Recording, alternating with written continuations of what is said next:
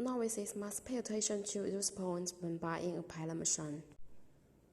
Otherwise, it will be a pile of scrap metal when you buy a bag. Hundreds of thousands of investments went to be wasted.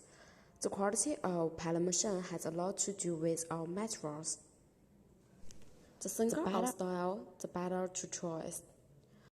As for the fuselage, it must be cast and formed, not welded. Our drivetrain gear reducer must be selected. More well-known brands and models on the market,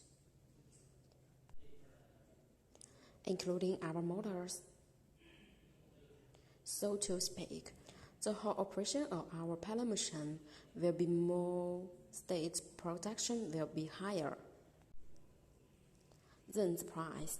Although it's necessary to choose cost-effective equipment, but the price of the ground must be vigilant. There are often mysteries and pitfalls. Finally, be sure to visit the manufacturer on the spot. Be sure to bring the metal test machine, look at the molding and yield of pellets. Seeing is believing.